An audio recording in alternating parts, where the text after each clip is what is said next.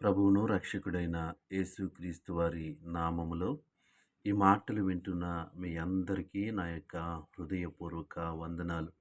ఈరోజు నా కోసం ఆత్మీయ కార్యక్రమానికి మిమ్మల్ని అందరినీ ప్రేమపూర్వకంగా ఆహ్వానిస్తా ఉన్నాను. చిన్న ప్రార్థన చేసుకుని ఈ దిన వాక్యాన్ని ధ్యానము చేద్దాం. పరిశుద్ధుడా, ప్రేమగల తండ్రి, గొప్ప దేవుడా, నీకు వందనాలు. ఈ సమయంలో నీ వాక్యమును ధ్యానించుచుండగా ఈ దిన వాగ్దానము చేత మా అందరితో మాట్లాడమని యేసు నామములో అడుగుచున్నాము తండ్రి, ఆమేన్. ఈరోజు దేవుని వాగ్దానము లూకా సువార్త 5వ అధ్యాయము 5వ వచనము. అయినను నీ మాట చొప్పున వలలు వేతునని ఆయనతో చెప్పెను. ఈ వాక్య భాగాన్ని మనము పరిశీలన చేసినట్లయితే అక్కడ వాళ్ళు రాత్రంతా కూడా ప్రయాసపడి ఆ యొక్క వలలు వేచినప్పుడు వారికి ఏమాత్రము కూడా ప్రయోజనం లేదు. అనగా వారు కష్టపడి రాత్రంతా వలలు వేశారు, కానీ ఒక్క చేపను కూడా పట్టుకోలేకపోయారు. అలాంటి నిస్సహాయ స్థితిలో, అలాంటి వెనుదిరిగిన స్థితిలో, అలాంటి ఓడిపోయినటువంటి స్థితిలో ప్రభువైనటువంటి యేసుక్రీస్తు వారు అక్కడికి వచ్చి మళ్ళీ వల వేయమని, మళ్ళీ వేటాడమని వారితో చెప్పినప్పుడు ఇక్కడ ఆ సందర్భాన్ని మనము చూస్తూ ఉన్నాం. అయినను నీ మాట చొప్పున వలలు వేత్తునని ఆయనతో చెప్పెను. దేవునామానికి మహిమ కలుగును గాక. ఓడిపోయినటువంటి స్థితిలో, ప్రయోజనము కలగలేనటువంటి స్థితిలో ప్రయాసపడినప్పటికీ వారికి దానివల్ల ప్రయోజనం లేనప్పటికీ అలాంటి స్థితిలో ఉన్నప్పుడు ప్రభువైనటువంటి యేసుక్రీస్తు వారితో చెప్పిన మాట చొప్పున వారు వలలు వేస్తున్నట్టుగా మనము చూస్తూ ఉన్నాం. అయినను నీ మాట చొప్పున, నీ మాట చొప్పున.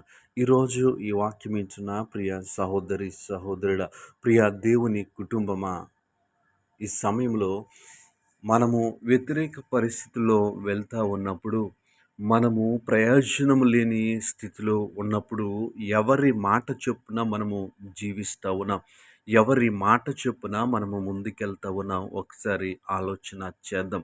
మనము ఓడిపోయిన స్థితిలో, నిస్సహాయ స్థితిలో ఉన్నప్పుడు మనకి ఎన్నో ఆలోచనలు వస్తూ ఉంటాయి. మనకి ఆపద సంభవించినప్పుడు మనకి ఎన్నో ఆలోచనలు కలుగుతూ ఉంటాయి. అయితే వారి ఆలోచన, వారి ఉద్దేశముల వల్ల ఉపయోగం లేకుండా ఉన్న ఆ రాత్రి, ఆ వేట ఆడినటువంటి సమయంలో వారు ఎంతగానో ప్రయాసపడ్డారు, ఎంతగానో ఆలోచించి విసిగిపోయినటువంటి స్థితిలో ఎవరి మాటకు వారు ప్రాధాన్యత ఇస్తున్నారంటే దేవుని మాటకు ప్రాధాన్యత ఇస్తున్నాను. నీ మాట చొప్పున, దేవునామానికి మహిమ కలుగును గాక. నీ మాట చొప్పున ఈరోజు నీవున్నటువంటి ప్రతికూల పరిస్థితుల్లో, నేనున్నటువంటి ప్రతికూల పరిస్థితుల్లో ఇంకా నీ ఆలోచన నా ఆలోచన చొప్పున నడుస్తూ ఉన్నవేమో. ఈరోజు ఆ పరిస్థితుల్లో నీ మాట చొప్పున, అనగా దేవుని మాట చొప్పున, దేవుని చిత్తము చొప్పున మనము ముందుకి సాగినట్లయితే, మనము ఓడిపోయినటువంటి స్థితిలో, నిష్ప్రయోజనం ఉన్నటువంటి స్థితిలో ఆయన మాట చొప్పున మనము జీవించినట్లయితే, ఆయన మాట చొప్పున మనము నడిచినట్లయితే దేవుడు మన జీవితాల్లో గొప్ప కార్యము చేస్తాడు. దేవునామానికి మహిమ కలుగును గాక.